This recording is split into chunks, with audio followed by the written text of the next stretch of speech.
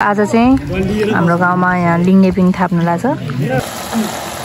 यहाँ के अरे उको साग के म चाहिँ भर्खर यहाँ के अरे फर्कै जान पर्यो है। फेरि फाइनल्ली मेरो यहाँ भारी पनि पुग्यो। अब ओहो नि यहाँ त मस्तै पहिरो गएछ त हो।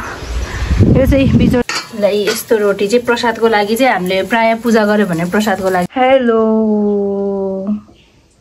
सबैजनालाई नमस्कार, म प्रतिमा गुरुङ।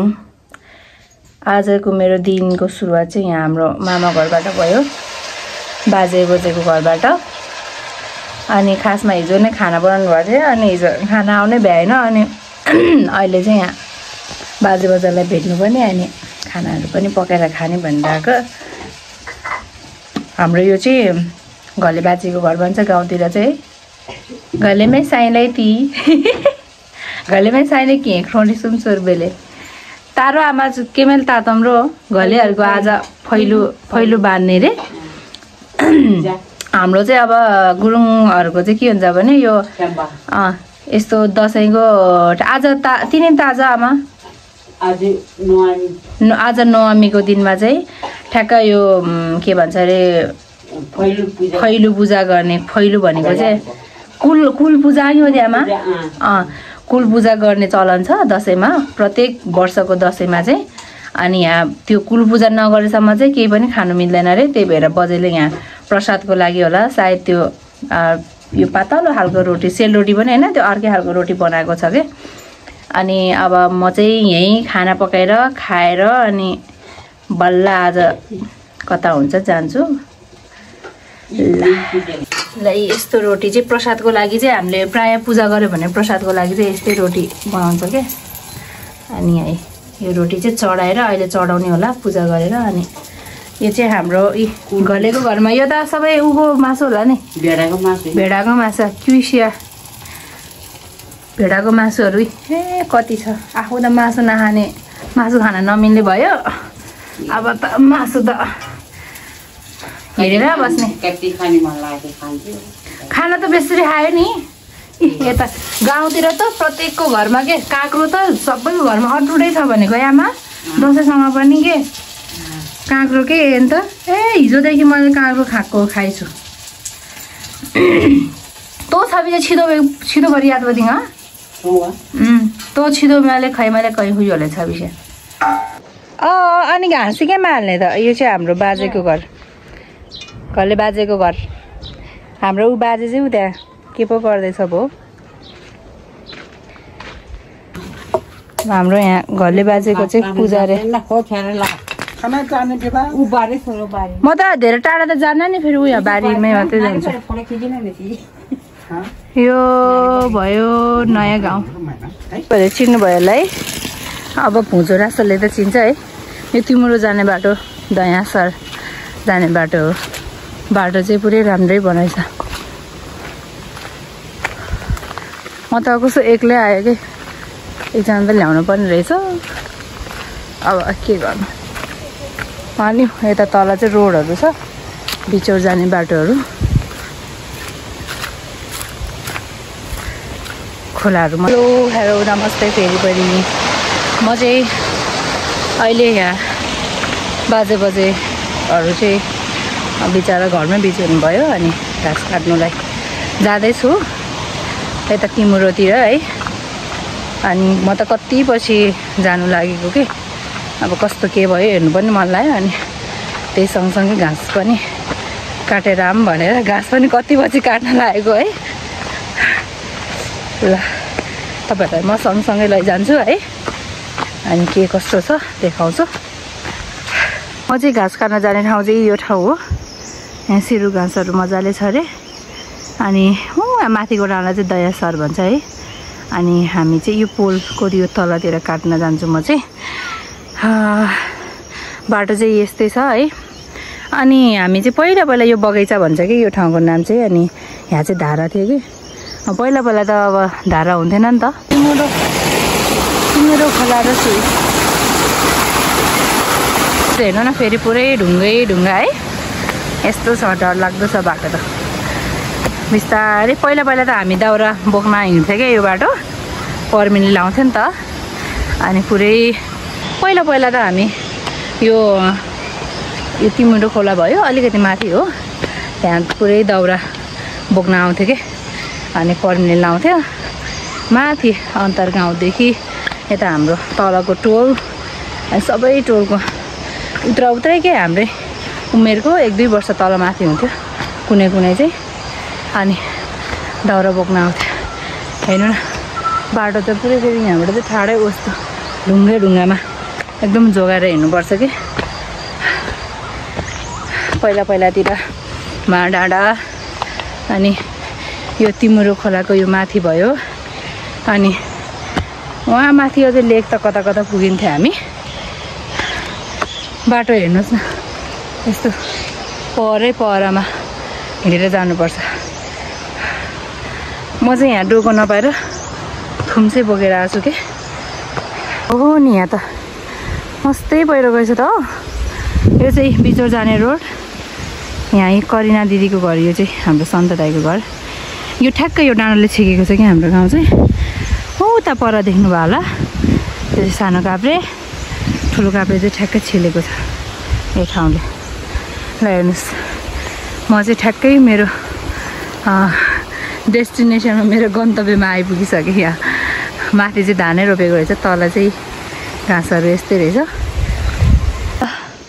बल्ल बल्ल मेरो यहीँ भारी पनि रेडी भयो काटेर घाँस काटेर अब चाहिँ एकदम पानी पनि तिर्खा लागिरहेछ ऊ माथितिर पनि गाउँलेहरू पुरै घाँस काटिरहेछ क्या उतातिर पनि माथि हो माथितिर अनि सायद उहाँहरू चाहिँ माथिल्लो गाउँलेहरू होला म त फेरि एक्लै पनि आएको अनि साथी पनि नपाएर अलि नरमाइलो लाग्यो भनौँ न अनि साथी एकजना आएपछि अझै रमाइलो हुन्थ्यो होला अनि यो घाँसहरू काट्दा चाहिँ कस्तो म धेरै पछि काटेर पनि होला है अनि पहिला पहिलातिरको सानोको के भन्छ यादहरू आयो कि अब सानोमा पनि यसरी घाँस काट्दै हिँड्ने है बिहान बेलुका घाँस काटेन भने खाना दिनै गाह्रो मान्थ्यो हाम्रो मम्मीहरूले चाहिँ अनि त्यही भएर सबै कुरा याद दिलायो मलाई एकदम खुसी लाग्यो कति पछि घाँस पनि काट्न पाइयो अनि अब चाहिँ ल म ढिला नगरिकन लगभग 10 बज्न लागिसक्यो अब चाहिँ अनि अब गएर फेरि तरकारीहरू पनि बनाउन छ हाम्रो चाहिँ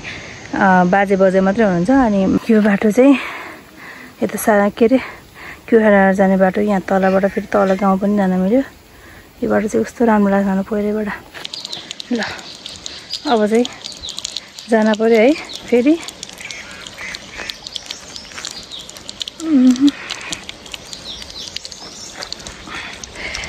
अब चाहिँ घर आइपुग्न लाग्यो कि अनि घर पुगेर नि अब तरकारी बोजूले बनायो कि बनाएन तरकारी बनाउन पर्यो को लिन आयो है प्रतिमा त घाँस बोकेर सकेन क्या भनेर लिन आयो क्या आइज गाले आइज यति राम्रो छ यो बाटो ए पहिला यो धाराहरू सबै प्याक हुन्थ्यो कि यो धाराहरू आमामा नुहाउनलाई अब पहिला त घर घरमा धारा थिएन है यहाँ धारा अनि अघि उतापट्टिको धारा भयो अनि यो माथिको धारा सबै प्याक हुन्थ्यो गाउँको सबै मान्छे बच्चाहरू शनिबार भएपछि नुहाउन आउने ऊहरू सबै अनि ल म चाहिँ अब घर आइपुगेँ चाहिँ खासमा तलै हाम्रै घर लाने रहेछ के अरे गोठ त फेरि हाम्रो घरमा छ नि त तल त्यही भएर अब हाम्रो घर चाहिँ यही हो यो र यतापट्टि यो टिनले बारेको नि हो यतापट्टि पनि यस्तो पुरानो भइसक्यो घरहरू नि त्यही यसको साइडमा छ कि बाजेहरूको गोठ गाईहरू छ अनि घाँस चाहिँ हाम्रै घरमा राख्ने रे त्यही भएर म अब माथिबाट तल झर्दैछु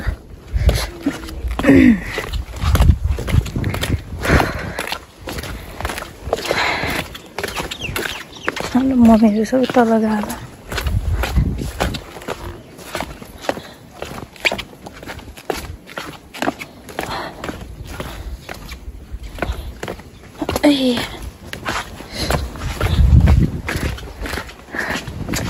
आइपुग्यो घर पनि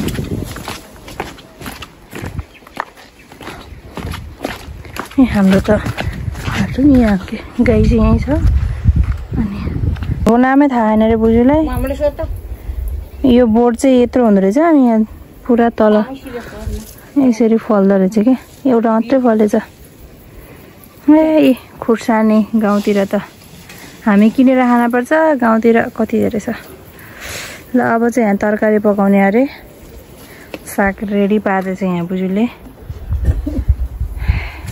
आलु भित्रै छ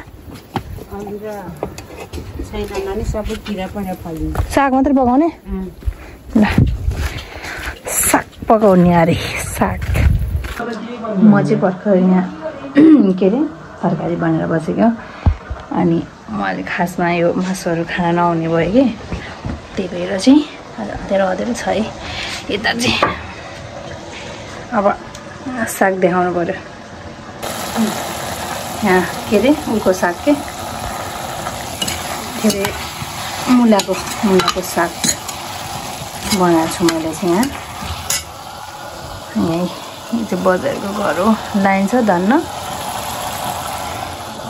हाम्रो चाहिँ आज यहाँ पुरै सरसफाइ हुँदैछ मम्मी र मम्मीले र एकदमै झाडी थियो यहाँ मम्मीले पुरै ठिक पारिसक्नु भएर चाहिँ म चाहिँ अलिक ढिला आएँ घाम मजाले लागिरहेको छ आज त यो चाहिँ कुचो हामीले प्रयोग गर्ने कुचोको रुख हो यो चाहिँ यो मजाले यो पछि फुल्छ क्या अहिले चाहिँ अलि बेला भएको छैन अनि त्यही नै ठ्याक्क तान्ने अनि त्यसलाई नै कुचो बनाउने यो कुचोको रुख हो है यो चाहिँ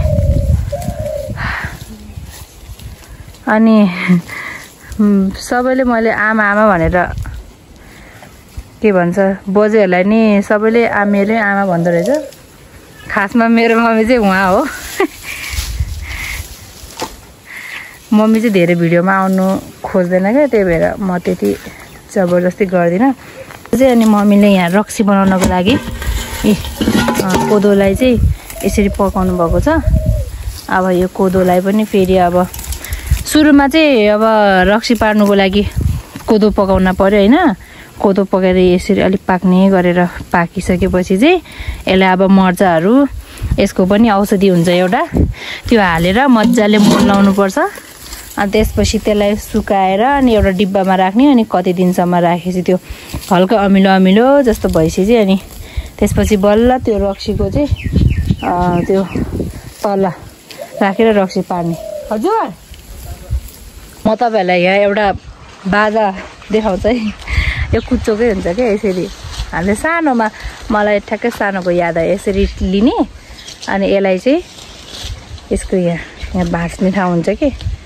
यसरी म मुखले गरिदिन्छु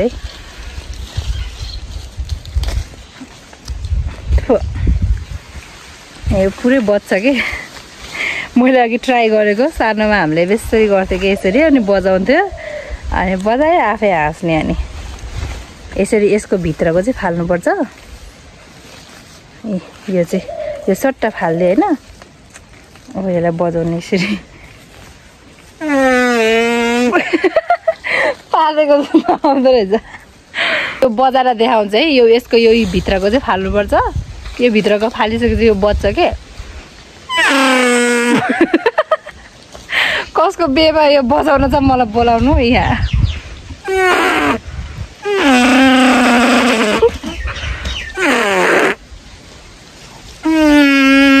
यो कस्तो मजाले बज्छ नि ल यति नै हो मैले यही देखाउन लाग्यो हाम्रो चाहिँ दसैँ बोलाउन पर्यो नि त त्यही भएर यहाँ पुरै सरसफाइ हुँदैछ यो ठ्याक्क क्रासा भन्छ हामीले गुरुङ भाषामा त घर पछाडिको यो भागलाई अनि अब माटो पाए त लिप्न नि छ घर पुरै यस्तो भइसकेको छ है अनि मम्मी चाहिँ उता रक्सी आज के भन्छ कोदो पकाउनु भएको थियो अब त्यसलाई मर्चाहरू हालेर सुकाउन लाउनु भएको छ अनि म चाहिँ यतातिर यसो सरसफाइ अस्तिदेखि गर्ने भनेको बल्ल आज जुर्यो हिजोतिर नि माथितिरै यो पानी सानी परेर छेउ भयो ल है त ह्याप्पी दसैँ खेतालाहरू दुईटा थपेको छ मसँग चाहिँ अनि यहाँ खेताला खेताला त के गर्नु एउटा छोरा एउटा भदनी हो ऊ एउटा छोरी चाहिँ नङ जान्छ भनेर यहाँ ढाँसा गरेर बसिरहेको त्यहाँ मनिका चाहिँ त्यो चाहिँ मेरो पर्सनल भिडियोग्राफर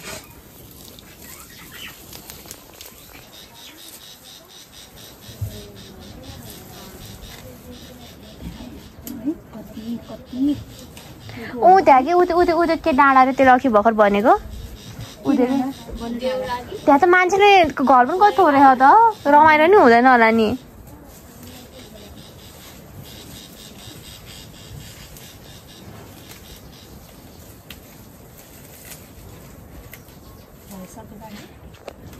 आज चाहिँ हाम्रो गाउँमा यहाँ लिङ्गेपिङ थाप्नु लाग्छ हाम्रो क्लबको अध्यक्ष विनोद दाईको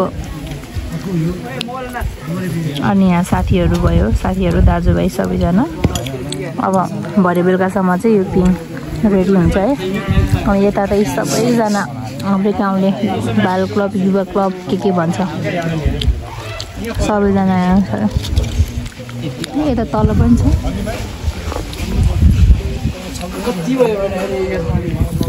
हामी त अब आउँदैन अब हेरेर बस्नु पर्यो के गर्नु घाम आएर यसरी बसिरहनु त के सबैजना घामले गाउँमा नै तिरिमिरी झैँ भएको घाम आउँछ है त्यही भएर गाह्रो छ